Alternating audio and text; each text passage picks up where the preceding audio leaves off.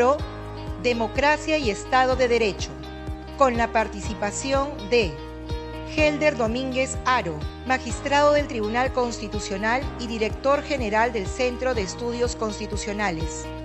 Gustavo Gutiérrez Tixe, magistrado del Tribunal Constitucional. Juan Carlos Ramírez Laris Beascoa, vicepresidente del Parlamento Andino. Leslie Lazo Villón, parlamentaria andina. Gerí Gloria Ramón Rufner de Vega, rectora de la Universidad Nacional Mayor de San Marcos.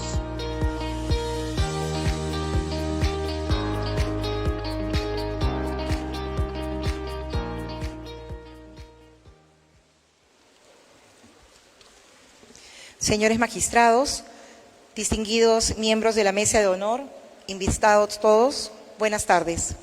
Vamos a dar inicio a la actividad académica programada para el día de hoy, Foro Democracia y Estado de Derecho, organizado por el Centro de Estudios Constitucionales y el Parlamento Andino. Iniciamos el programa con las palabras de apertura a cargo de la señora parlamentaria andina Leslie Lazo Villón.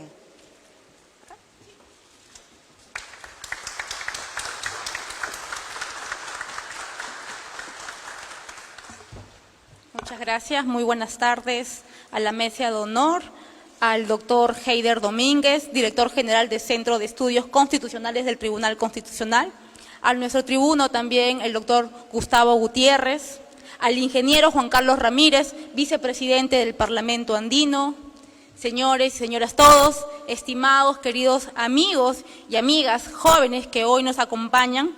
Es para mí sin duda un privilegio dar las palabras de bienvenida y de apertura a ese tan importante foro denominado Democracia y Estado de Derecho, organizado o coorganizado por el Parlamento Andino y el Tribunal Constitucional. ¿Qué duda cabe que estos espacios están buscados por ustedes, los jóvenes, porque ustedes están ávidos de poder nutrirse en conocimientos, ustedes están ávidos en poder conocer más y más adelante involucrarse en la política activa de nuestro país. Por eso, el aplauso en principio esta tarde es para ustedes. Es importante, jóvenes, que sepan que el Parlamento Andino apuesta y seguirá apostando por los jóvenes, especialmente por aquellos que aspiran a tener una carrera política en favor de los menos favorecidos y en favor del país. Esta apuesta de hacer este foro inspira a que nosotros, los políticos, que sabemos un poquito más, podemos compartir con ustedes un poco nuestros conocimientos. Estos espacios no solamente son importantes para ustedes, sino también para nosotros. Poder compartir estos espacios es de trascendencia para la vida política, pero sobre todo, como el tema muy bien lo dice, democracia y Estado de Derecho. Tan importante estos temas en la vida y el desarrollo de nuestro país. Pues si no existe democracia, no hay desarrollo del país. Si no hay Estado de Derecho, tampoco va a existir el verdadero desarrollo del país. Muchas veces nosotros, los ciudadanos y los jóvenes, pensamos que el Congreso de la República, que el Tribunal Constitucional, el Poder Judicial y otros órganos solamente son un gasto para el Estado. Pues déjenme decirle que esto es un craso error. Aseverar esto es un error, pues en democracia existe desarrollo de un país. Con la democracia, un país crece. Asimismo, quiero decirles que, por favor, en la democracia es importante la inversión. La democracia, señores, cuesta. Los poderes del Estado cuestan, pero los poderes del Estado sirven justamente para la división de poderes. Si no existe división de poderes, no existe un Estado de Derecho, no existe un Estado democrático y por ende no existe el verdadero desarrollo de un país. Vemos cómo Estados Unidos, con esta división de poderes, es el país que es, versus lo que vemos al otro lado, como Cuba y Venezuela, que verdaderamente no tiene esta división de poderes. Vemos cómo está este país y económicamente, sobre todo, cómo está. Así que, estimados jóvenes, felicito que hayan asistido a estos espacios, felicito y agradezco al Tribunal Constitucional, agradezco al vicepresidente del Parlamento andino por crear estos importantes espacios para ustedes los jóvenes y nos comprometemos a seguir creando muchísimo más para que más jóvenes no solamente incursionen en la vida activa, política del país, sino para que ustedes jóvenes tengan conocimiento de qué es la democracia y qué es el Estado de Derecho y lo importante y trascendente que es para el desarrollo de nuestro país. Bienvenidos y muchísimas gracias.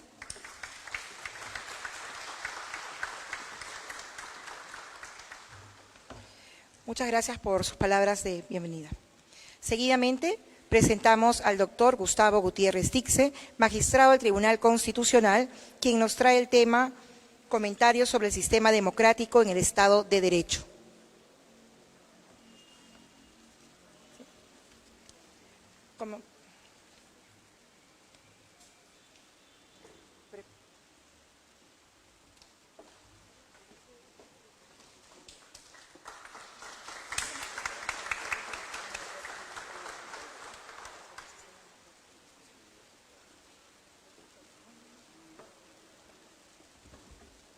Gracias.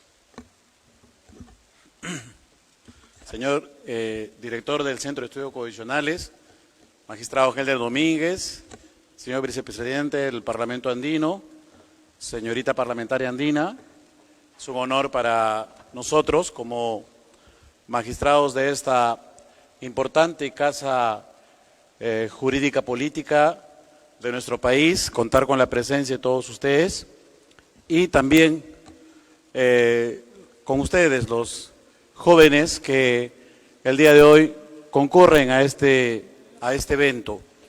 Me ha tocado dar algunas palabras acerca de la democracia y como lo decía la parlamentaria Leslie Lazo, en efecto, nuestro país, pese a las dificultades que hoy en día tiene por las tensiones políticas que existen, al menos mantiene dentro de la región un modelo democrático que es importante preservar frente a los riesgos que significan los quiebres institucionales, los golpes de Estado, ¿no? La toma del poder por el autoritarismo y que cercena la posibilidad de poder ser parte del proceso de toma de decisiones y sobre todo vivir un ambiente de libertad. Pero ciertamente la libertad no es el único bien preciado que las democracias demandan. Las democracias también demandan la igualdad, el bienestar. Y allí quizás es uno de los puntos centrales donde tenemos permanentemente que replantearnos el rol de la democracia.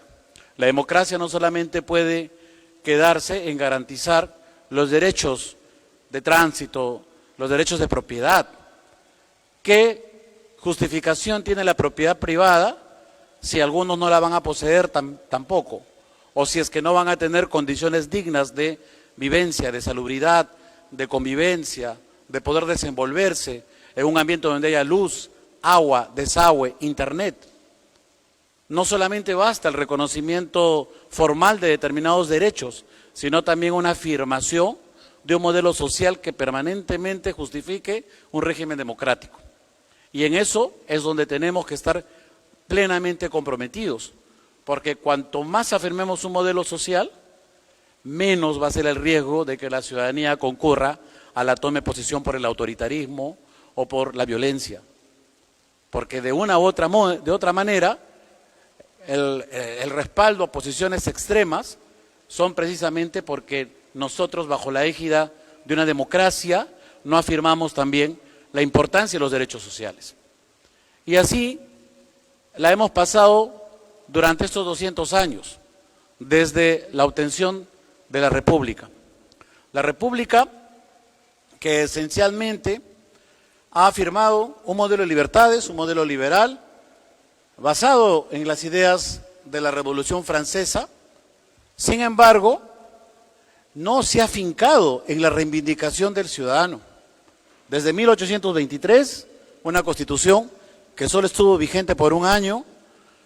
En 1926 con Bolívar, en el 28, 34, 39, 56, 60, 67, una variable de constituciones que esencialmente han sido incompatibles con determinados derechos que en ese momento también grandes sectores poblacionales reclamaban. La esclavitud, el control del indígena sobre la base de los peruleros, los famosos peruleros, el control del indígena sobre la base del impuesto que prácticamente lo condenaba a seguir siendo un esclavo, ¿no? La corrupción, la coima, ¿no? Permanente y recurrente.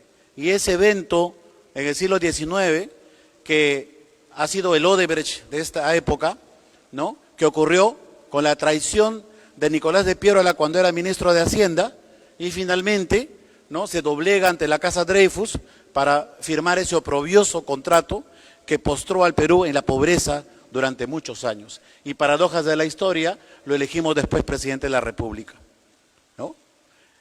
Esos son los temas que hay que empezar a replantear.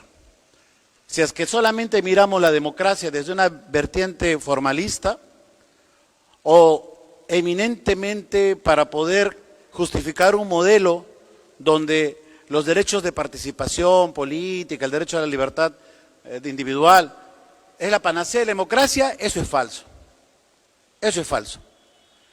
Hay muchas demandas que tenemos que preocuparnos y como jóvenes también, porque si bien en el siglo XIX hemos tenido muchísimos problemas y que luego Mariátegui dijera cuando analiza el problema del indio, por ejemplo, o las diferencias sociales que han marcado una sociedad tan abismalmente diferente en nuestro país y que hasta el día de hoy perdura, por ejemplo, ese tufío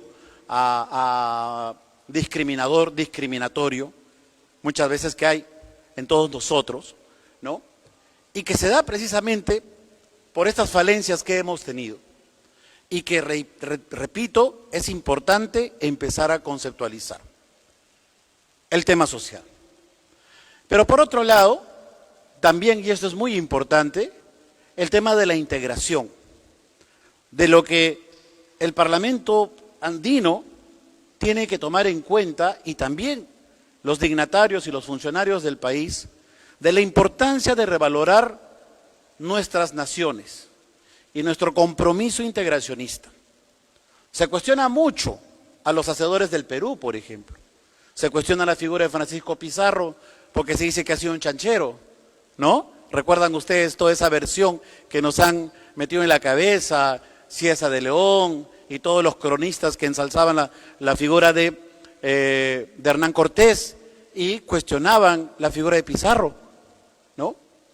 Y ciertamente cuando Pizarro nace en Trujillo, Extremadura, había una sobrepoblación de langostas y por tanto también había una producción masiva de cerdos, pero eso no significa que sea chanchero. Pizarro es un hombre extraordinario, como también lo fue Pachacútec, el Inca Pachacútec, que son los padres de la peruanidad, lo dice María Rostorowski. Y sin embargo poco lo conocemos, no lo revaloramos. En consecuencia, ¿cómo es que podemos proyectar un compromiso social si no tenemos inclusive ese concepto elemental de lo que significa la ciudadanía, la nacionalidad, el ser peruano? Y mucho más la integración, que durante el siglo XX hemos tenido grandes teóricos que han soñado con una sociedad integrada a nivel de todo el contexto latinoamericano. Y no solamente en la figura de Aya de la Torre, uno de los grandes integracionistas, Víctor Andrés Belaúnde, Antenor Orrego, ¿no? Y muchos otros políticos y teóricos, historiadores y sociólogos que consideran que es imprescindible entendernos como Naciones Unidas por diversos factores que finalmente nos hacen países hermanos. El libertador Simón Bolívar, por ejemplo, a quien ciertamente en el Perú le hemos tenido algún recelo por el resentimiento que Bolívar expresa en algunas cartas, pero qué duda cabe de la valentía que reflejó la gesta que inició en Caracas, ¿no? Y ciertamente terminó con la independencia de nuestras incipientes naciones. Pero no solo está Bolívar, ¿no? Hay muchos que celebrar y ensalzar durante todo este proceso de independencia, y algunos muchos desconocidos inclusive, pero que han contribuido en mucho.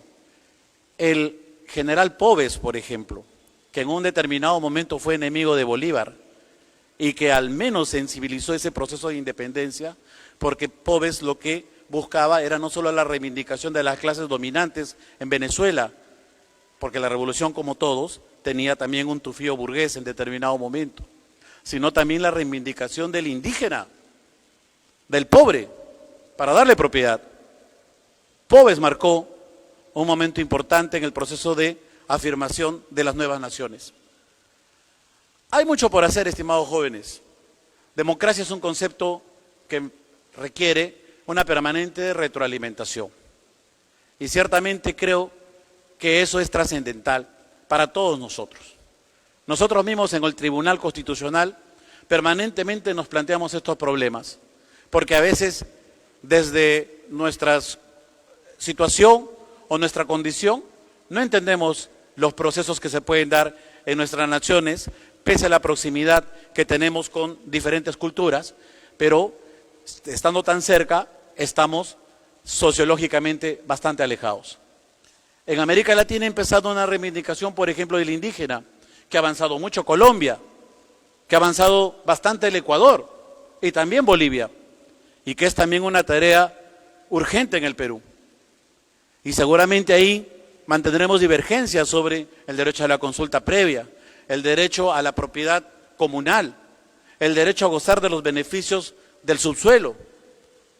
Siempre me pregunto cómo es que los indios apaches de los Estados Unidos, los indios seminoles, en Disney hay un hotel Hard Rock Seminole, imagínense ustedes, los indios apaches, es como decir los indígenas de Abancay o de Apurímac, son dueños de un hotel que vale $500 millones.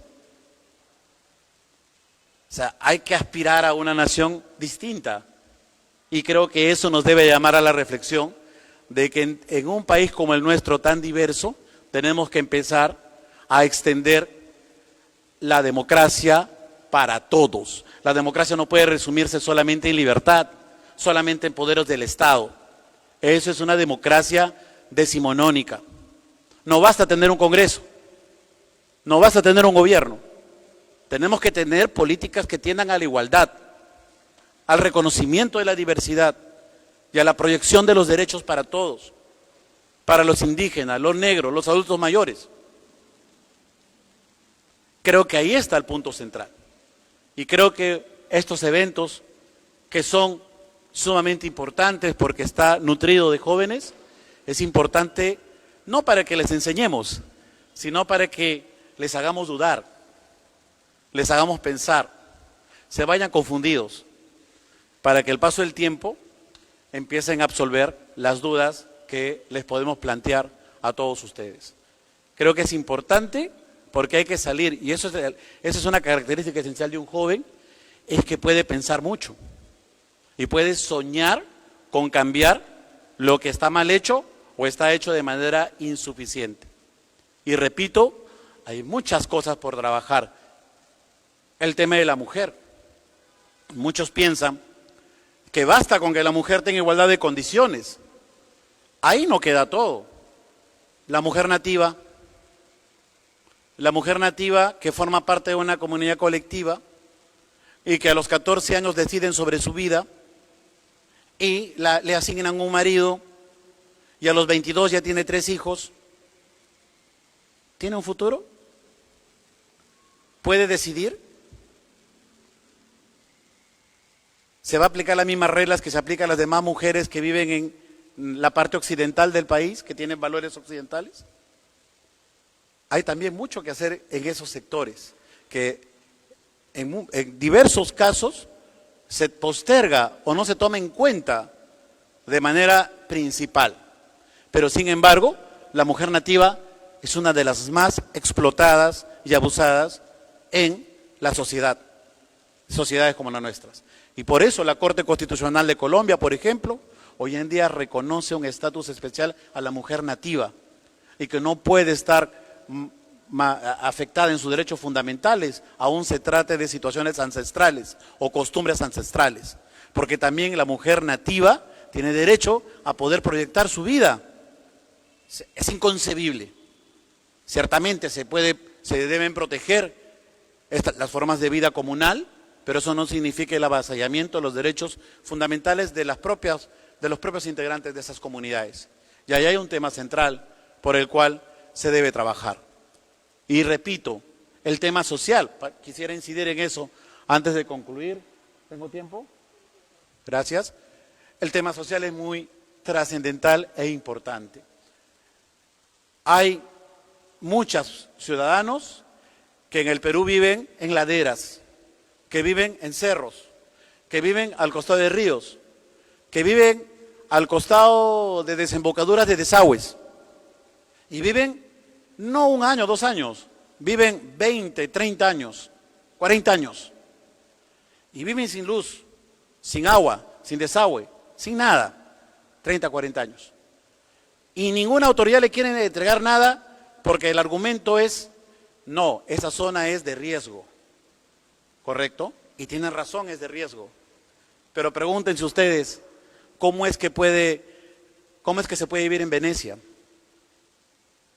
¿Cómo es que se puede vivir en las zonas pantanosas de Miami? Miami es una pequeñas islitas.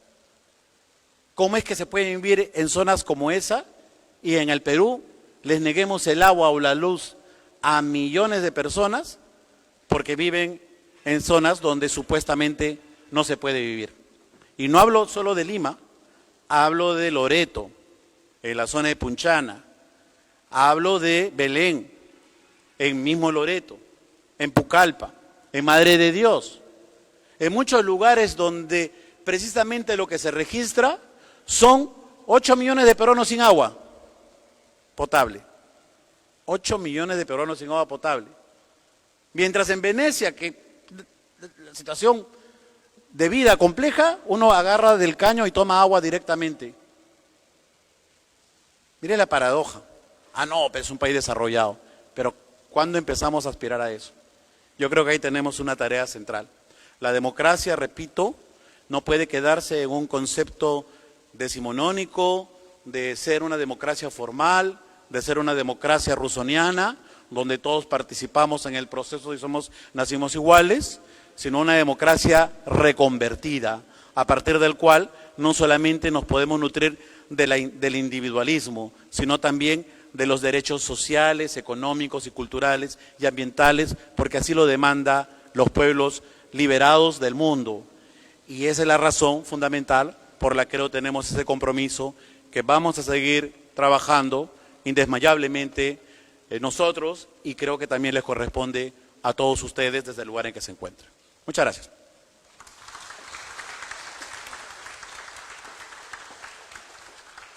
Muchas gracias, doctor, por sus valiosos comentarios. A continuación, hace uso de la palabra el doctor Helder Domínguez Haro, magistrado y director del Centro de Estudios Constitucionales, quien también nos trae el tema comentarios sobre el sistema democrático y el Estado de Derecho. Gracias. Tengan todos ustedes muy buenas tardes. El saludo afectuoso también al vicepresidente del Parlamento andino, Juan Carlos Ramírez, a la parlamentaria andina Leslie Lazo, y en casa a nuestro magistrado Gustavo Gutiérrez. El magistrado Gustavo Gutiérrez ha desarrollado la democracia desde el punto de vista de su desarrollo histórico, desde el punto de vista de su desarrollo social.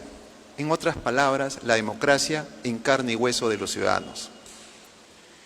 Nosotros lo que vamos a hacer es ubicarnos en el contexto de la experiencia democrática sobre lo que podemos entender sobre democracia, pero no solamente desde el punto de vista político, sino jurídico.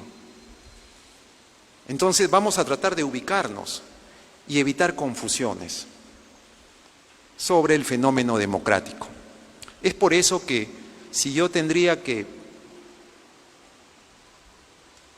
denominar esta conferencia, en lo que respecta a mi participación, es el lenguaje constitucional sobre la democracia y en concreto cómo está regulado en la Constitución política vigente. Según el título de la actividad académica, hablamos de democracia y Estado de Derecho, exactamente. La democracia y el Estado de Derecho se han inventado para el desarrollo de la persona. Hay tres categorías indispensables en toda lectura. La persona, eje y centro del planeta, nosotros, y para nuestro mejor desarrollo y desenvolvimiento se han creado instituciones, como por ejemplo el Estado, para que esa persona, nosotros, podamos crecer. Igualmente la democracia. Hoy no vamos a hablar sobre la persona, el eje y centro, sino sobre la democracia y su relación con el Estado. El artículo 14 de la Constitución Política establece que es obligatorio en todo proceso educativo, civil y militar la enseñanza de la Constitución, de los derechos humanos y la formación ética cívica.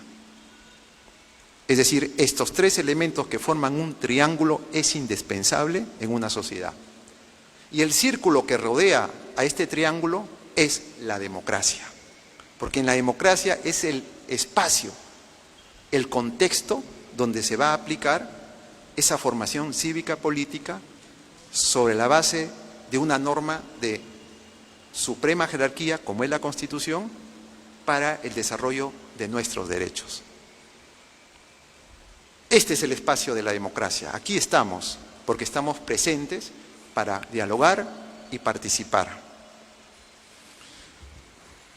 La democracia es un término recurrente, permanente. Siempre hemos escuchado hablar de la democracia. Es un término multívoco. Existen diferentes formas de democracia. La polisemia de la democracia. Entonces, de por sí ya hay un problema. No obstante, vamos a ubicarnos sobre qué entendemos nosotros sobre democracia. Pueden existir diversas teorías sobre la democracia. Hay un discurso, hay la impersonalidad de la democracia.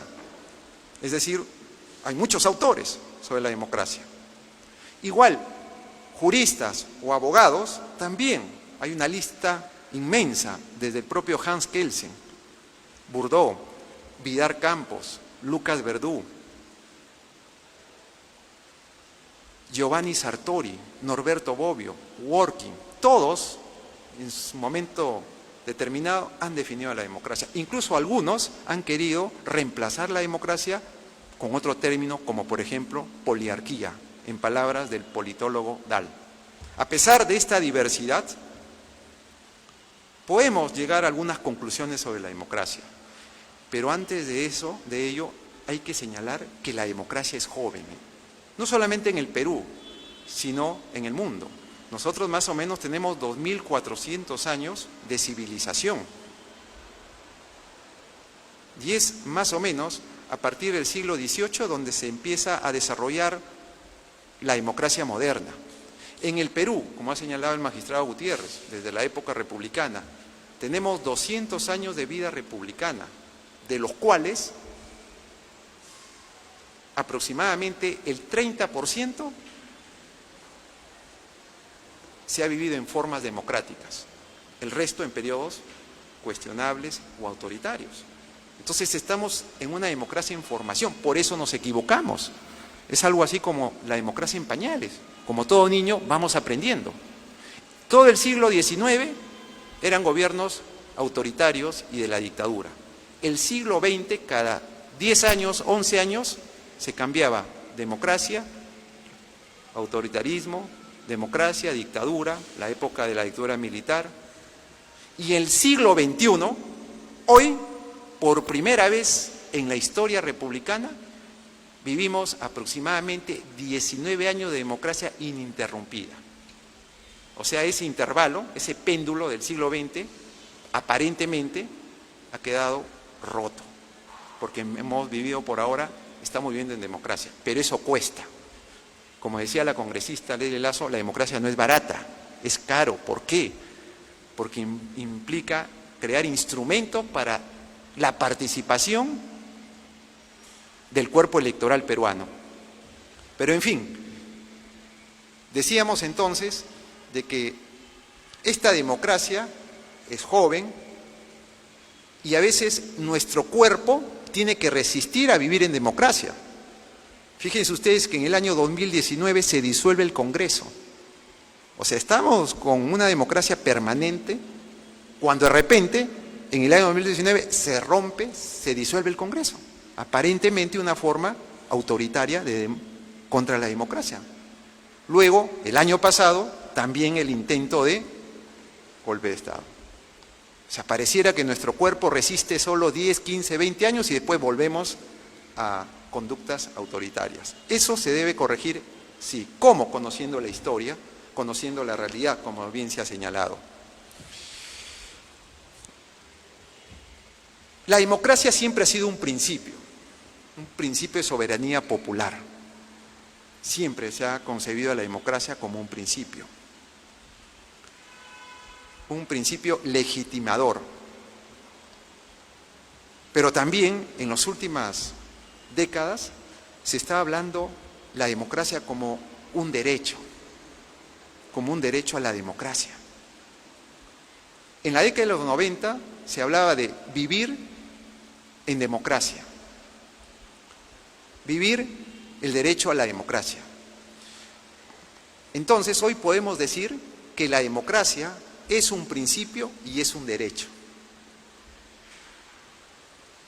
Y la democracia, además de principio y derecho, su forma, cómo se presenta, hoy es una democracia de tipo constitucional. Porque no hay mundo sin constitución. El planeta se desarrolla con constitución. Siempre tiene que haber una norma. El ser humano, desde que apareció en la Tierra, vive y coexiste con normas. Normas morales, normas políticas, normas de trato de personas, normas religiosas y las normas más sofisticadas, que son las normas jurídicas. Vivimos siempre en un mundo de normas. Y obviamente tiene que haber una jerarquía de normas, porque si todas las normas fueran iguales, hubiera un desorden, pues. Tiene que haber una supremacía. Y ahí nace la Constitución. Entonces, la Constitución es un elemento indispensable para conocer y comprender el fenómeno democrático.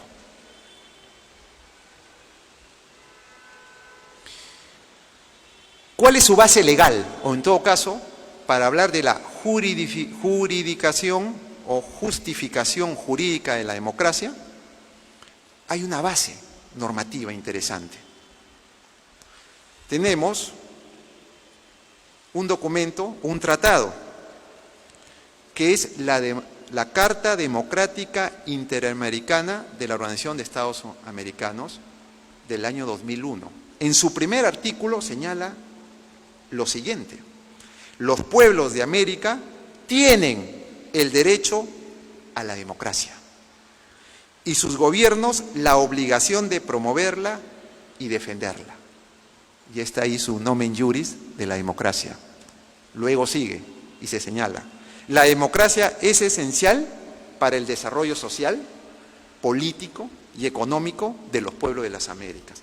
Quiere decir que la democracia es un concepto amplio, es una democracia integral porque toca no solamente lo político, lo económico, lo social y otras dimensiones de la vida en sociedad. Y también existe un documento un poco antes, del año 97, que es la Declaración Universal sobre la Democracia de la Unión Interparlamentaria, que señala en su primera parte: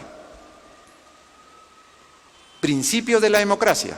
1. La democracia es un ideal universalmente reconocido y un objetivo basado en valores comunes.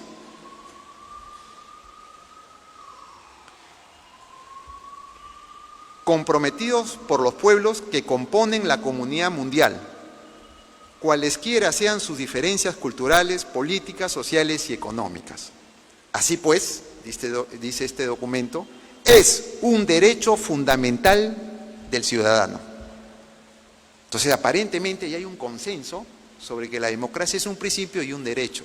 El derecho humano a la democracia, o en otras palabras, el derecho ciudadano a la democracia. Eso es un avance interesante, porque vamos a reconocer este derecho. Este derecho podríamos decir que tiene dos dimensiones. La dimensión es un derecho marco que protege a la persona, a cada uno de nosotros, y de ahí nacen la variedad de derechos, el derecho a la dignidad y la generación de derechos. Y la otra dimensión es un derecho marco rector de organización. Y actualmente esa organización se ve expresada en un Estado constitucional de derecho. ¿Se dan cuenta entonces que la democracia es el género y de ahí se va creciendo, va naciendo la persona y el Estado? Y no solamente ese es el marco jurídico, pero alguien dirá, ¿y podemos aplicar esos tratados o esa referencia a esa declaración? Pero por supuesto, es lo que llamamos convencionalidad.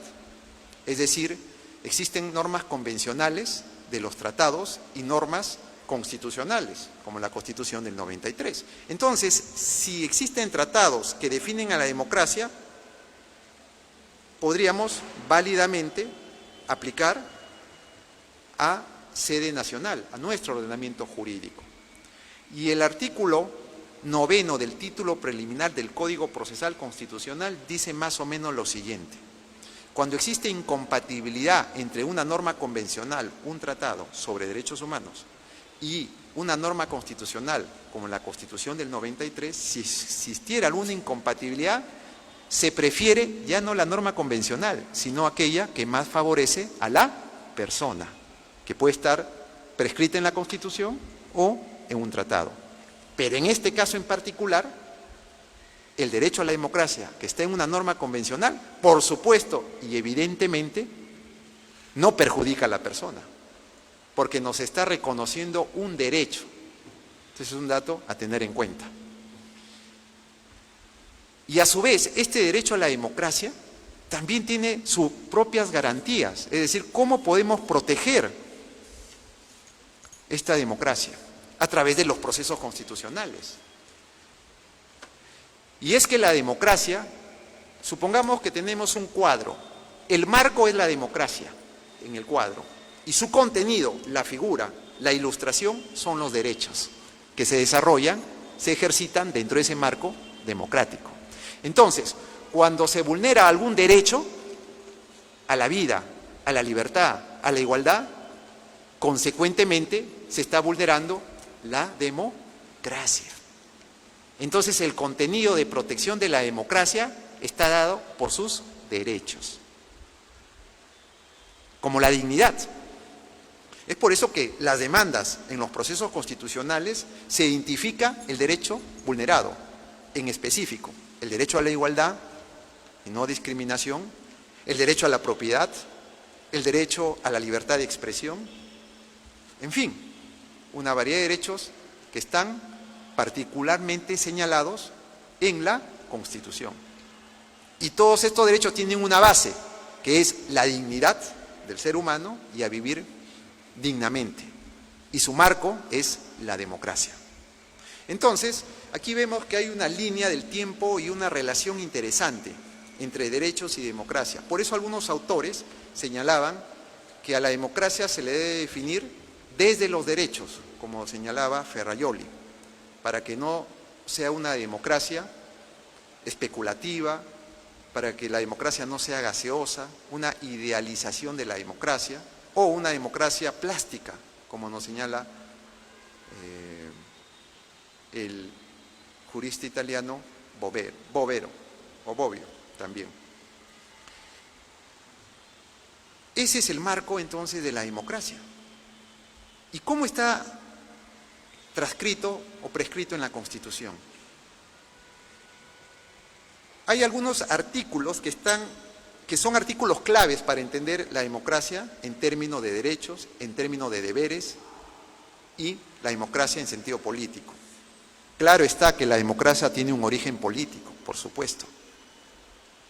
Nació como un concepto político, pero con el tiempo se le ha dado también ese concepto jurídico, Entonces la democracia es político, raya jurídico, como la Constitución.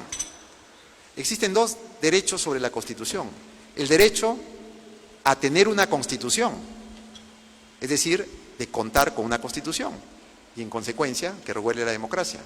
Y el derecho de la Constitución, esto es que la Constitución tiene fuerza normativa, es obligatoria para todos nosotros. Genera derechos, pero también genera obligaciones y deberes.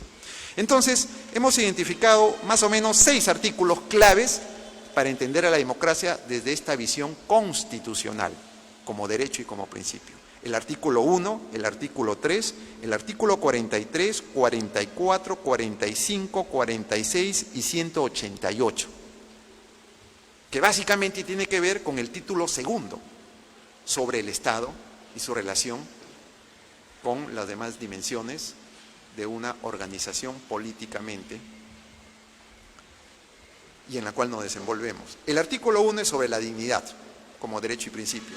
El artículo 3 señala de los derechos enumerados y no enumerados, es decir, los derechos que están literalmente en la Constitución y aquellos que provengan, miren, aquellos que no están en la Constitución expresamente, pero que provienen de la forma democrática de Estado o la forma republicana de gobierno. Es como, por ejemplo, el derecho al acceder a la energía eléctrica, el derecho a la alimentación, el derecho a la protesta, el derecho al olvido, precisamente, que son derechos que no se encuentran literalmente en la Constitución, pero se deriva de la naturaleza democrática de una sociedad. También tenemos el artículo 43, que dice que la República del Perú es democrática. Ahí regula el principio. Unitario, y se basa en la separación de poderes. Ahí está la democracia como organización, división de poderes. Bueno, y es curioso también el artículo 188, que señala lo siguiente: la descentralización es una forma de organización democrática. Miren lo que dice la Constitución, que la descentralización es una forma de organización democrática, concordada con el artículo 43 de la Constitución, cuando señala que la República del Perú es democrática y es descentralista. Bien, entonces, finalmente podemos señalar con toda claridad, pese a que existen diversas teorías sobre la democracia y diversos autores sobre la misma, que la democracia es un principio democrático y es un derecho, y como tal requiere los instrumentos de garantía para hacer efectiva la democracia y consecuentemente hacer efectiva los derechos fundamentales y la división de poderes. Este último significa que no hay que menoscabar los poderes públicos, sino velar por el equilibrio de poderes. El Estado de Derecho forma parte de la democracia. El Estado de Derecho es la democracia en plena organización, porque el poder es inevitable. El poder es necesario. El poder entendido en buen sentido de la expresión, como la forma de organizarnos. Porque imagínense ustedes, si nosotros aquí, para desarrollar esta actividad académica, hemos tenido que organizarnos. El Parlamento Andino, el Tribunal Constitucional, el equipo de trabajo. Ese es el poder, la capacidad de organizarnos. El problema es cuando se abusa de ese poder. Entonces, el Estado de Derecho, como expresión de ese poder político, tiene sus cimientos en la democracia. Y corresponde a todos nosotros en preservar la democracia, no solamente criticando sus debilidades, sino sobre todo participando activamente de la democracia. Entonces, desde el punto de vista constitucional, incluso el Tribunal Constitucional, ya en el año 2005, en una de sus sentencias, estableció que vivimos en una democracia constitucional. ¿Sí? Lo que pasa, a veces no se le dice constitucional y simplemente la expresión democracia, a veces por ahorrar términos. Pero a veces también es importante acentuar o darle mayor énfasis a una expresión. Por ejemplo, la persona siempre es humana. Entonces, ¿por qué decimos persona humana? Simplemente para darle mayor énfasis, acento a que la persona, esa calidad humana, requiere vivir y convivir en paz. Igual, la democracia es consustancial a la Constitución. Sería un pleonasmo decir democracia constitucional. Correcto, pero a veces hay que hacerlo. ¿Por qué? Porque aparecen los caballos de Troya señalando la democracia elitista, la democracia igualitaria. O sea, se le da un apellido al sustantivo democracia. Y eso puede generar confusiones, pues. Democracia liberal, democracia social, democracia autoritaria, democracia delegativa. Entonces, se le agregan diferentes adjetivos para evitar esa confusión. Entonces hablemos de democracia constitucional, que es hoy en día la democracia donde se desarrollan todos los países. Agradezco vuestra presencia y estamos pues siempre a disposición de todos nosotros. Gracias. Muchas gracias, doctor Domínguez, por sus importantes comentarios compartidos con el auditorio. Antes de continuar con el programa, permítame saludar de forma especial, a nombre de la Mesa de Honor, al auditorio que nos acompaña esta tarde, estudiantes de la Universidad Nacional Mayor de San Marcos. Precisamente, seguidamente vamos a invitar a cuatro estudiantes. Empezamos con el señor Hugo Pimentel, quienes son participantes del Parlamentarios Andinos Universitarios. Señor Pimentel, por favor, ¿tiene el micrófono o quiere hacerlo desde el podio? ¿Me escuchan? Sí, me pareció muy interesante lo que comentó el doctor sobre democracia constitucional, ¿no? Yo soy estudiante de Economía Pública, entonces entender estos temas son bastante enriquecedores porque me dan a entender el contexto en el cual yo puedo analizar y poder aplicar, digamos, políticas públicas para promover el desarrollo económico y el crecimiento económico. Y también entender la división de los poderes, la forma como está constituida, el ordenamiento jurídico, los marcos que rigen, como siempre está el Estado de Derecho, para poder analizar y aplicarlo en el análisis económico, ¿no?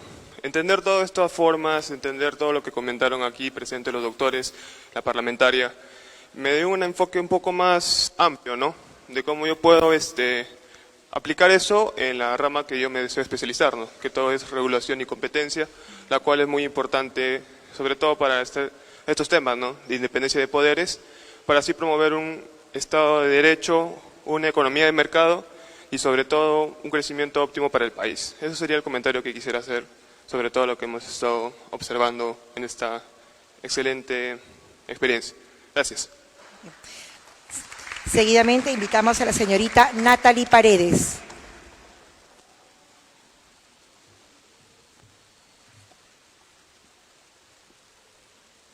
Muchas gracias.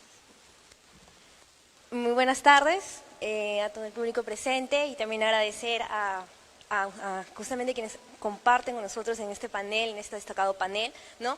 Con la oportunidad de también mostrarnos cómo es que la democracia funciona en sus diversas vertientes, ¿no? Y la verdad es que quisiera partir de la primera noción que se me vino a la mente en todo este discurso con respecto a la democracia, que quizás es algo que parte más desde un concepto más filosófico, que es justamente la otredad. En la otredad, en resumidas cuentas, es verse a uno como parte de una entidad, pero al otro como alguien distinto de uno. ¿Qué es lo que quizás es perjudicial en un país de todas las sangres, como lo habría dicho José María Arguedas, nuestro queridísimo autor de diversos libros que justamente relatan cómo es la realidad peruana? Entonces, en este concepto de la otredad, pues es perjudicial cuando se ve desde su vertiente negativa, porque es allí donde no nos vemos a uno y otro desde un plano de igualdad, sino nos vemos como diferentes entes y dejamos de escuchar su voz, dejamos de escuchar sus perspectivas Y eso se ve en la forma en cómo los últimos gobiernos se han estado dando.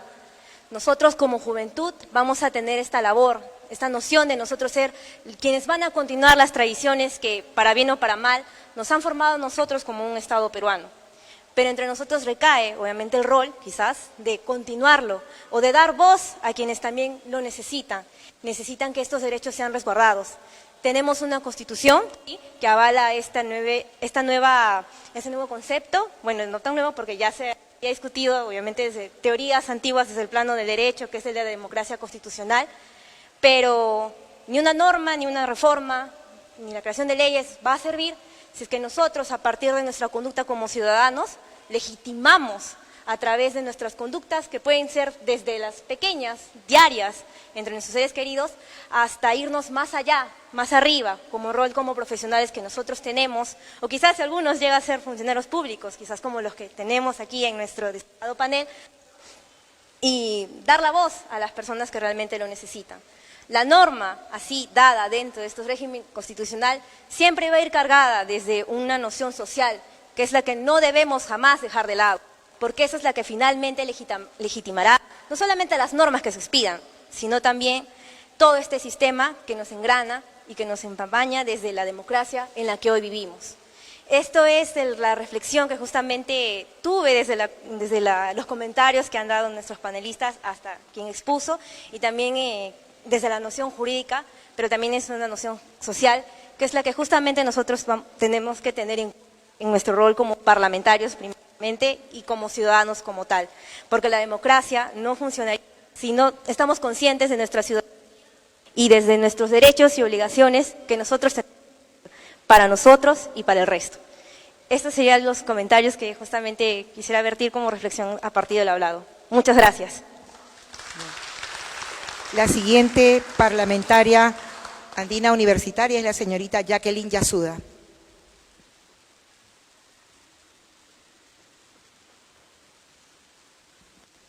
Buenas noches con todos, muchas gracias, ha sido muy enriquecedor poder escucharlos. Yo en realidad tengo una consulta con respecto a lo que han estado explicando los doctores. Mencionaron que estamos en una democracia, y voy a hacer énfasis, constitucional, y que el Estado es descentralizado.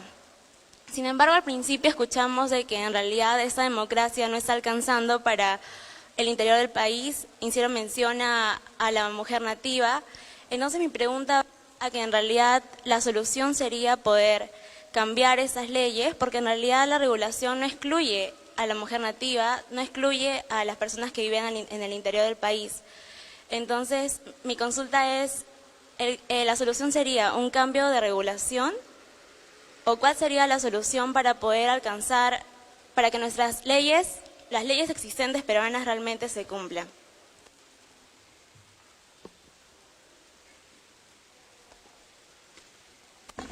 ¿Qué cosa dijo?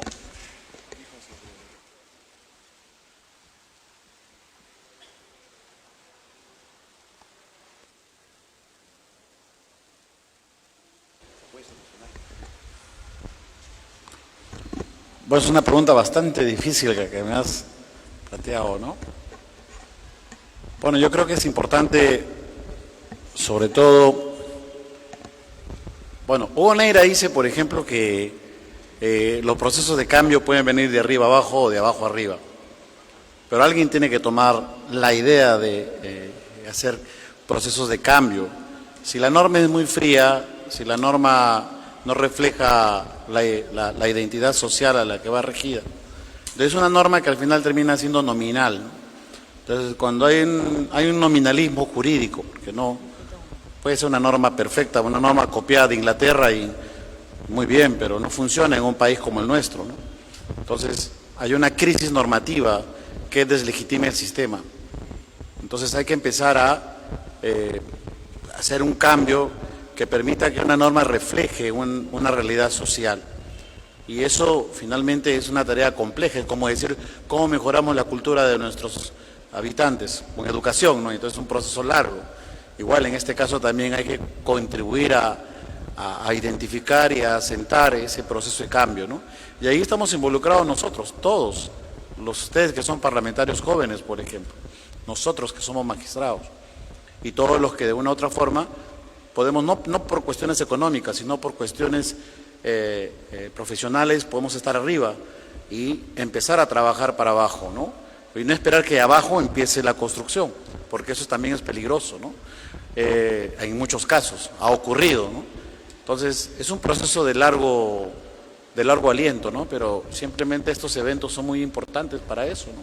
Para empezar a reflexionar sobre lo importante que debe haber en la plena compatibilidad entre norma y realidad, ¿no? Que me parece que es lo trascendental. ¿Hay posibilidad de cambio? Sí. La justicia constitucional, por ejemplo. Helder hablaba de la democracia constitucional y ese énfasis en constitucional. De alguna forma es una alternativa en tiempos actuales donde lo constitucional ya no solamente es el poder, sino también los derechos. Entonces, al ser no constitucional los derechos, se supone que es una democracia de derechos. Si alguien me habla de democracia constitucional, me está hablando de democracia de derechos, porque las constituciones del siglo XX son hoy en día documentos que contienen también derechos. Entonces, de alguna forma creo que esa es una herramienta, ¿no? Y es por eso que tenemos un montón de causas aquí, de reivindicaciones, como les decía, en el énfasis social, ciudadano, etcétera, de poder empezar a reconstruir las cosas. Cuando nosotros expulsamos una ley por inconstitucional, caso de Fonavi, por ejemplo, de alguna forma contribuimos al ordenamiento jurídico. Entonces, creo que todos somos actores hoy en día para este proceso de cambio, ¿no? Entonces, por ahí me parece que es el sentido de lo que podemos avanzar hacia un modelo más sólido y que permita reflejar a la sociedad. Gracias, doctor. En efecto, solo para agregar, se expiden leyes con el objeto de dar solución a determinados problemas, correcto. Pero también una ley no necesariamente tiene que ser derogada por otra ley. O la Constitución no necesariamente puede ser reformada. Hay otro mecanismo, que es la jurisprudencia. O sea, con la jurisprudencia podríamos interpretar la Constitución y las leyes y darle más un sentido social a esa norma materia de control. Entonces, una alternativa clara es también el rol de la magistratura en interpretar y no expulsar el ordenamiento jurídico de una ley. Ese es el objetivo. Tenemos que tener siempre en cuenta el principio de conservación de las leyes. O sea, agotemos primero la ley, busquemos la mejor interpretación de la ley.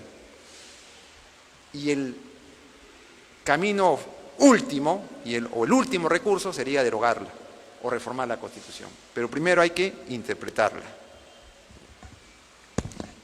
Gracias, doctor. Bien. Tenemos una participación más de una parlamentaria andina universitaria, la señorita Juanita Cárdenas. ¿Sí?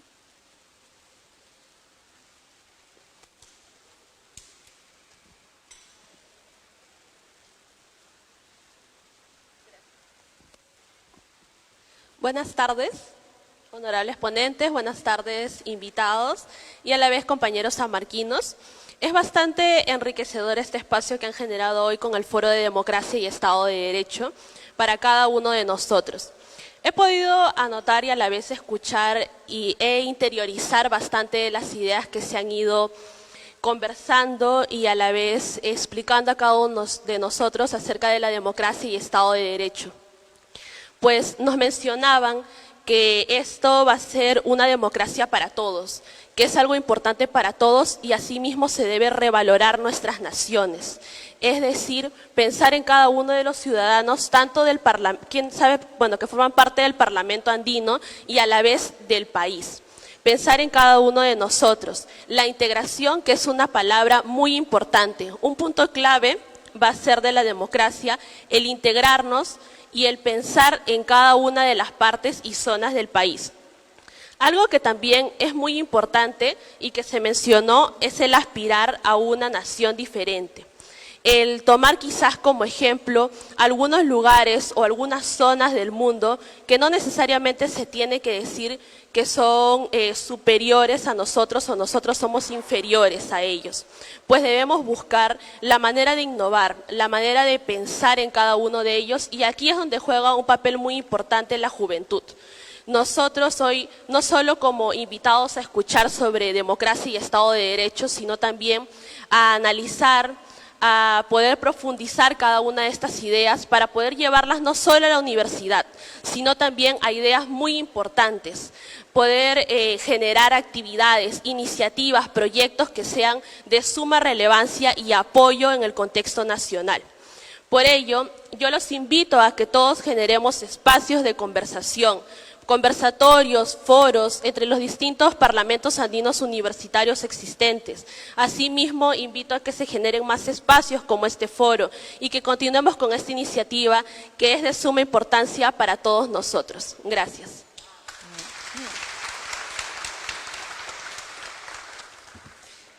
Muchas gracias, señorita. Continuando con el programa, presentamos al señor Juan Carlos Ramírez Larisbeascoa, vicepresidente del Parlamento Andino, quien expresará las palabras de clausura del evento.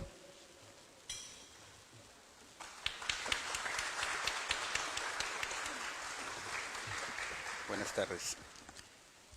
Queridos tribunos, Helder Domínguez y Gustavo Gutiérrez, querida parlamentaria andina Leslie Lazo, amigos que nos han ayudado a hacer posible este evento y jóvenes compatriotas. Realmente uno podría irse por muchas de las cosas que hemos conversado acá. Yo voy a comenzar por defender una causa perdida, al Congreso de la República.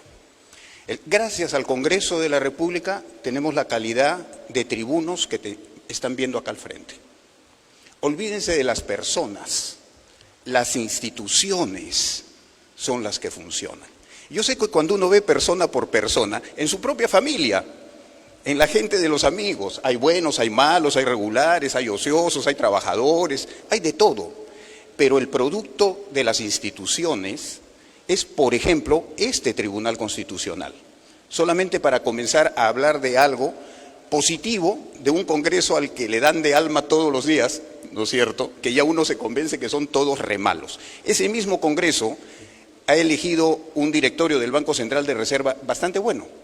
Y ese mismo Congreso ha seguido puntualmente la línea constitucional cuando tuvo que vacar a quien tuvo que vacar y cuando tuvo que nombrar a quien tuvo que nombrar.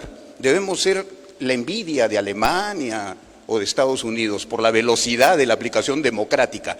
Olvídense de las personas, son las instituciones democráticas. Ahora, yo tomo de sus compañeros no solamente la preocupación por la competitividad o el tema de la otredad. La otredad, o sea, ¿saben cómo ustedes se dan cuenta que un pueblo no es tan unido? Porque todo el rato dice que hay que estar unidos. Yo nunca he escuchado a un alemán o un suizo diciendo que hay que unirse, porque ellos ya están unidos. O sea, cuanto más alguien dice que hay que juntarse, es porque justamente está separado. Los que ya están unidos no lo predican, lo practican. Y eso es algo que tenemos nosotros que tener muy presente, ¿no? Ahora, voy a tomar también una frase, unas palabras que me parecen sensacionales del tribuno Gustavo Gutiérrez, que además es homónimo del padre Gustavo Gutiérrez, que tiene un libro muy bueno que se llama Hablar de Dios desde el sufrimiento del inocente, que tiene como entrada y como exordio un poema de Juan Gonzalo Rose, realmente bueno. O sea, cómo se puede hablar desde el sufrimiento del inocente, ¿no?, que es un tratado sobre el libro de Job.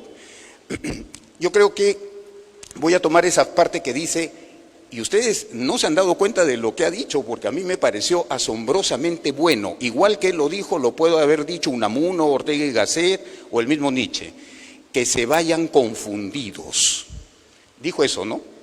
Que se vayan confundidos. Ese es nuestro objetivo, que se vayan confundidos. Porque de la confusión nace el pensamiento y la reflexión. O sea, cuando yo me voy seguro de algo, ya fallé. Hay 7 pecados, ¿no es cierto? 3 son del cuerpo, que son la gula, la lujuria, la pereza. Cuidado con la pereza, ese parece suave, pero es bien bravo. ¿no? Y hay 4 que son del alma. Ahí está la ira, ahí está la codicia y el pecado de todos los pecados, la soberbia. Usted peca de soberbia cuando cree que sabe algo. Aquí nadie sabe nada, nosotros tampoco. Todo es aprender, todo es renovar, todo es rehacer. Entonces, el irse confundido es un muy buen inicio porque significa que uno se va a investigar, que uno se va a pensar, que no se va seguro de algo. La seguridad no existe, para serles franco. Cuando uno lee la historia, no encuentra seguridad en ninguna parte, ni ahora, ni... Léanse la Guerra de los 30 años nomás para que vean lo que es un baño de sangre y una inseguridad generalizada, ¿no? Entonces, está muy bien eso de irse confundidos y yo voy a aportar un poco en ese irse confundidos. Las sociedades más ricas, más seguras del mundo no son democracias, son monarquías. Comenzando por el Gran Ducado de Luxemburgo, el Gran Duque Enrique, que viene de la familia Nassau, antiquísima. Es una monarquía, su PBI per cápita es $140.000 por año, o sea, se lleva de encuentro a todos, a Suiza incluida, y es una monarquía. Margarita II de Dinamarca, otra monarquía, encima hereditaria, además. Sonia de Noruega, otra monarquía, que además nombran a su primer ministro y a su gabinete, nombran sus ministros. No son democracias. Habría que pensar en tener una monarquía, porque parece que a esas monarquías les va mejor, ¿no? Porque quizá tienen un orden vertical, nombran ministros, ¿no? Son meritocráticos, hablan muchos idiomas, son gente educada. Y por supuesto ahí está Inglaterra, que no es una monarquía como las que les estoy diciendo, que son monarquías. Y ojo que uno cuando piensa en Noruega, ¿no? Que además acoge mucho refugiado político, o en Suecia se imagina que son países socialistas. No son socialistas, son monarquías hereditarias, por si acaso. Fíjense ustedes las sorpresas que da la vida, ¿no? Inglaterra es una monarquía constitucional. O sea, es cierto, el Parlamento, en lo que el Perú llama repartija, y allá se llama negociación política, los peruanos somos bien perversos para el uso de las palabras. Lo que es una sana negociación política se le llama repartija, o sea, se le llena de tóxico, de veneno, nos estamos repartiendo. Realmente, ojalá dejemos esa forma perversa de ver el mundo los peruanos. O sea, no todos tenemos malas intenciones, ¿no? De hecho, la mayoría no las tiene, quiere trabajar, ¿no? Entonces, lo que en otros lugares, por ejemplo en Inglaterra, los partidos políticos se ponen de acuerdo para los ministros. Dicho sea de paso, les recomiendo una serie, que está mal que uno hable de cosas comerciales, pero no importa. Borgen. Borgen es una serie en Netflix que trata del Parlamento danés.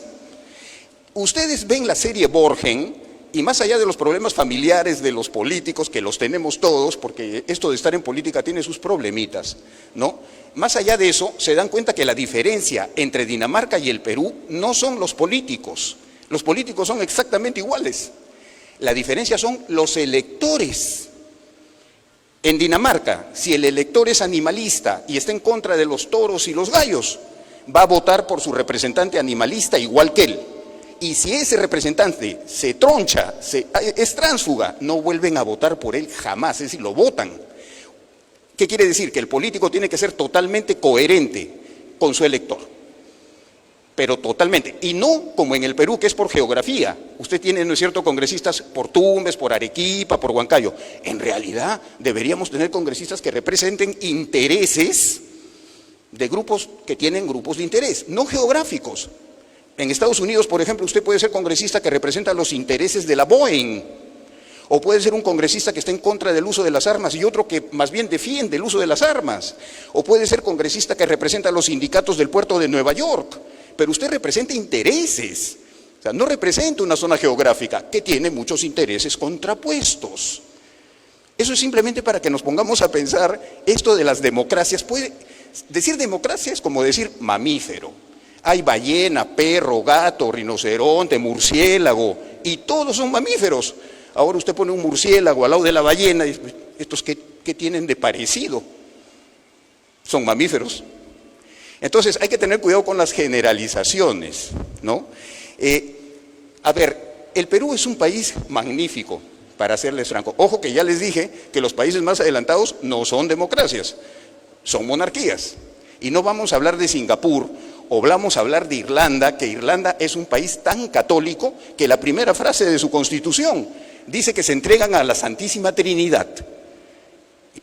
Realmente, si quieren una constitución que los emocione, véanse el preámbulo de la Constitución Suiza de 1999, que no solamente comienza diciendo en el nombre del Dios Todopoderoso.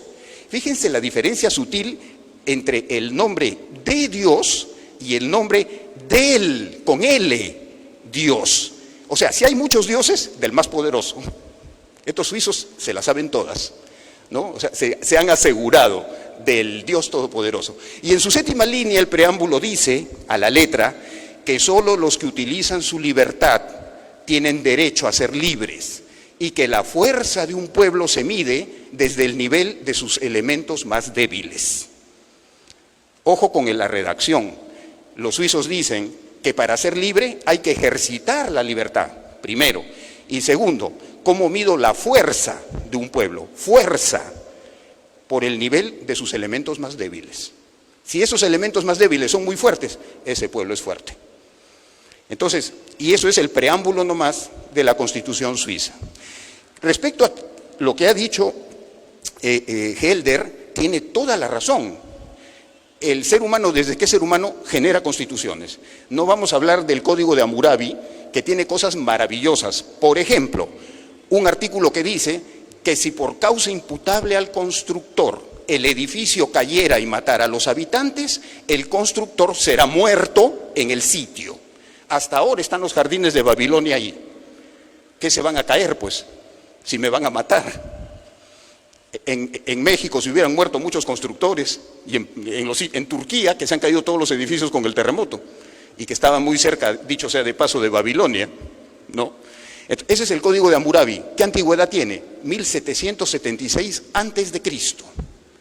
El ser humano genera constituciones. Hitler generó su constitución en 1933, ¿y saben cómo se llamaba la constitución de este señor? Para el remedio de los males del pueblo y del Reich, para el remedio de los males del pueblo y del Reich. Así comienza la Constitución de 1933 de Adolfo Hitler. O sea que cuidado con las constituciones, porque efectivamente rigen la vida de las personas. Para seguir confundidos, yo estoy en desacuerdo con el artículo 1 de nuestra Constitución. El artículo 1 de nuestra Constitución dice a la letra que la defensa de la persona humana y el respeto a su dignidad es el fin supremo de la sociedad y del Estado. Yo conozco mucha gente inhumana y mucha gente indigna, mucha. Entonces me imagino que no estarán comprendidos en la Constitución, porque nuestra Constitución es para persona humana, no inhumana, y digna, no indigna. O todos somos humanos y dignos, todos. Incluso el que ha quemado y matado a esa pobre señorita que ha muerto terriblemente quemada. ¿Ese es digno? ¿Ese es humano? Y ese que viola a una niña con su bicicleta en San Juan del Lurigancho, luego la mata, la entierra, ¿eso es digno? ¿Eso es humano? Yo sinceramente tengo los seres humanos divididos en dos, los seres humanos y los monstruos. Y para mí los monstruos no tienen derechos. Los seres humanos tienen derechos, no los monstruos. Dicho sea de paso, sí me da pena que no se haya rescatado la Declaración de los Derechos y Deberes del Hombre y del Ciudadano de un señor increíblemente curioso llamado Robespierre, Maximiliano Isidoro Robespierre, además cabeza del terror francés. Francia nunca ha vivido tanto terror que bajo la égida de un hombre que escribe sobre los derechos del ciudadano. Miren ustedes qué contradicción tan extraña. Dicho sea de paso, él jamás estuvo en una ejecución. Pero para la anécdota les cuento quién fue el que le sugirió al doctor Guillotín que la guillotina no fuera plana, sino inclinada. La guillotina es inclinada, ¿no es cierto? Cae así y le cortan la cuarta vértebra. Es inclinada. El que era amante de la fundición y le recomienda al doctor Guillotín que haga un diseño inclinado y no recto para que no rebote, es Luis XVI. El mismo Luis XVI le recomienda a Guillotín que haga una guillotina inclinada porque es mucho más eficiente y su cabeza iba a rodar un poco después, con la misma guillotina. Anécdotas de la historia del ser humano que hay que anotar. Pero yo sí creo que tenemos que... otra cosa, leyendo nuestra Constitución encuentro la palabra deber solamente en un artículo, el número 38. Yo sinceramente sobre mí pienso que yo no tengo ningún derecho. Pienso que solo tengo deberes, nada más. Tengo el deber de ser solidario, tengo el deber de ser empático, tengo el deber de ver en mis compatriotas a mis propios hijos. Ese es un deber, no es un derecho, es mi deber. Es mi deber que la naturaleza se mantenga, se mejore. Por mis nietas, tengo 2 nietas mujercitas. Entonces imaginarán lo mucho que me interesa personal y egoístamente que nuestro planeta mejore. Nosotros somos viejos, pero están ustedes, los jóvenes, y los más jóvenes que ustedes. Y si nosotros nos tenemos como un deber, no como el derecho, sino como un deber, como una obligación, una responsabilidad. Eso es lo que tenemos todos en esta sala, deberes, responsabilidades y obligaciones. Yo sobre mí renuncio a mis derechos. Solo tengo deberes, porque el trabajo se logra aplicando responsabilidades, no reclamando derechos. Yo sí reclamo los derechos de un tercero. Es válido y legítimo reclamar el derecho de otro. La otredad tiene que ver con que uno defiende al otro, más que a sí mismo, ¿no? Eso se los comento, como digo, para irnos aún más confundidos de esta sala. Yo solamente, de verdad que uno, no tenemos muchas ocasiones de estar con ustedes los jóvenes, la verdad, entonces a veces uno se extiende porque la oportunidad es preciosa, realmente. Si ustedes se van de acá con algo más con respecto a lo que llegaron, sí anoten que tenemos miembros del Tribunal Constitucional y del Parlamento Andino que me consta personalmente son personas de primera, tanto por sus valores morales, que son los principales, como por su valor para llevar adelante sus conversaciones y discusiones, además de ser gente inteligente. Pero el valor, la honestidad están por delante de la inteligencia. Eso es lo que son ellos. Y eso se lo debemos, como digo, y regreso a la causa perdida, a nuestro Congreso. Ahora, por otro lado, y para terminar, yo creo que más allá de la parte legal, el Perú yo lo definiría como la anarquía organizada. El 80% es informal, ¿no es cierto? Ya. Del 20% que queda, el 11% es el Estado. Entonces, formales en el Perú solo es el 9%. 9%. Pero nos hemos organizado. Yo cuando veo en el centro de Lima a quienes venden su pan con huevo, su pan con palta, su pan con chorizo, su emoliente, su jugo de naranja, su jugo de toronja, ya se organizaron. Funciona el mercado, funciona la competencia. El mundo del mototaxi en el Perú es de 2.000 millones de dólares por año. 2.000 millones de dólares por año mueven los mototaxistas en el Perú. Solo lo que cobra el mototaxista, o sea, no es la reparación, la parte mecánica del mototaxi. 2.000 millones de dólares, una economía que se mueve alimentando troncales, alimentando transporte. El peruano es maravilloso, es invencible, yo creo que es inmortal, porque nos las ingeniamos en medio de todo, ¿no es cierto?, para vivir. ¿Cuál es la tragedia? No es que seamos pobres, es que no vamos a llegar a ser ricos, porque en ese esquema vamos a sobrevivir, probablemente comamos bien y con los diminutivos salimos adelante. Si usted quiere tener éxito con un partido político, tiene que ser capaz de tener diminutivo. ¿Se han dado cuenta que todos decimos la chelita, el cevichito? Nadie dice ahora, todo el mundo dice ahorita. Entonces, dijeron en las redes sociales los jóvenes, ya no votes por el moradito, vota por los pescaditos y sale el FREPAP, ¿no? O sea, felizmente nosotros somos el trencito, ¿no? Y hay los lapicitos, tiene que tener diminutivo el partido para que en el Perú somos de diminutivos y además creamos expresiones lingüísticas que no se ven en ninguna parte del mundo. Por ejemplo, la expresión peruana, sí, no. Imagínense que a un gringo le digan, yes, no. El gringo se queda mirando, ¿qué me ha querido decir? Pero nosotros en el Perú nos hemos inventado un giro lingüístico que Wittgenstein mismo nos miraría con la boca abierta. Sí, ¿no? Maravilloso. Están ustedes en un país maravilloso, aunque parezca mentira. Yo que he sido crítico de mi patria muchas veces, porque con el Perú uno tiene una relación así como de amor y odio, ¿no? De repente lo odia, de repente lo ama. Bueno, es amor verdadero, pues es así el amor verdadero. Uno odia y ama medio a la vez. Dostoyevsky diría que es así. Pero tenemos que sentir orgullo por nuestra patria. Es nuestra patria. Es la única que tenemos, no vamos a tener otra. ¿Cómo será de fuerte nuestra patria que en Bolivia el sol peruano se aprecia más que el dólar? Ahora, para que vean las cosas que hace el Perú y que a veces uno no conoce. Sí estoy muy de acuerdo con el tribuno con respecto al tema de la discriminación. Yo personalmente he sufrido y vivido mucha discriminación sobre mí. Y sí tengo que decir que la gente del Ande es de la gente más solidaria que hay. Una vez botado en una quebrada, yo soy minero, estaba botado en una quebrada de Junín, ya no daba más, la verdad, había una tormenta de rayos, llego a una casa y un hombre que casi no me dijo una palabra, me dio agua de canela, luego me subió a su caballo, me llevó a lejos, estaba mi camioneta, a la bajada le dije cuánto le debo, me miró, me dijo nada y se fue. De manera que mi relación con nuestros paisanos más profundos del Perú es de una gratitud sin límites, porque es una experiencia personal. Y cuando uno tiene experiencias personales, esas son las que entran al corazón. Y como dice la línea jasídica judía, palabras que salen del corazón, entran al corazón. Muchas gracias.